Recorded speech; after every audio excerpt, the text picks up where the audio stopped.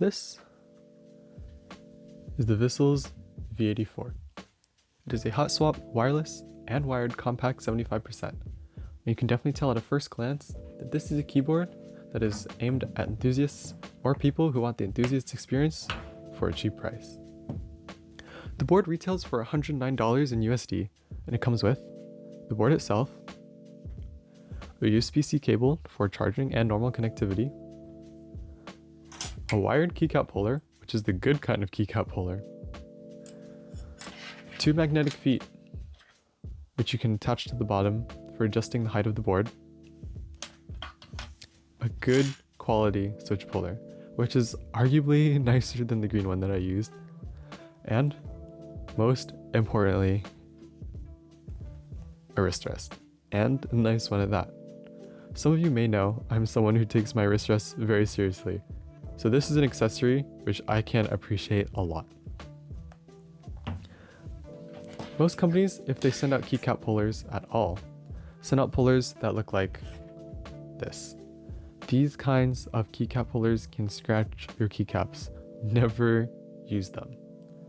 Most companies that send out switch pullers send out pullers that look like this, which are cheap and don't do the job very well. So, right off the bat, Vissles is definitely a company that sends out the nicest accessories with their V84 that I've ever seen from a company.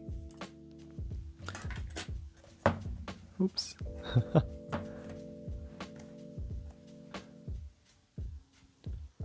The keyboard itself also comes with prelude stabilizers, which aren't the best, but definitely better than most.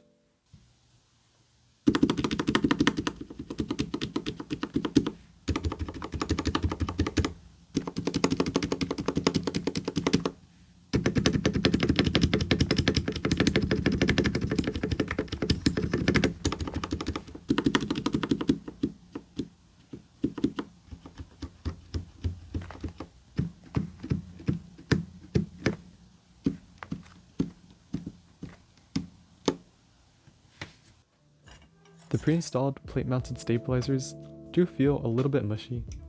There's definitely some dampening happening below them, which I can appreciate. It's showing Vissles is attempting to fix the stabilizer rattle, but to be honest, the execution maybe could have been a little bit better. However, it is quite likely that the stabilizers will break in over time, and the mushiness will go away. The board can ship with Otomu Reds, Blues, Browns, or Vissles' very own VS2 switch, which I have in this board here. The switch is an MX style linear switch with a 56-gram spring, and it has a turquoise step. There is no manufacturer branding on the top housing, and it is a 3-pin switch. The keycaps are also single-shot PPT keycaps, moderate thickness. They're okay quality, not the best, but definitely not bad either.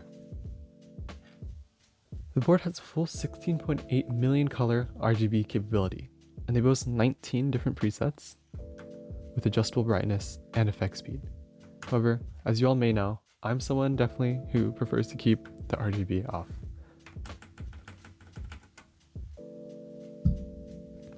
My first and really only issue I have with this keyboard is that the PCB is south-facing, and that the switches and keycaps which they send out are incompatible with south-facing PCBs.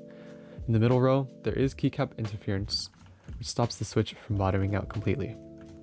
However, this is a problem that can be fixed quite easily with something like swapping out the keycaps to a different profile, or alternatively, swapping out the switches for switches that have a higher pull. Overall, the combination of their VS2 switch, which already has somewhat of a muted sound profile, with the board itself creates a sound profile that is very muted and very quiet. The board does not sound hollow at all, and Vissles has obviously employed some sort of dampening within the case, which I'll be opening it up at a later date for a later video and modding it, so stay tuned for that. Overall, this is probably my favorite fully pre-built keyboard that I've ever used.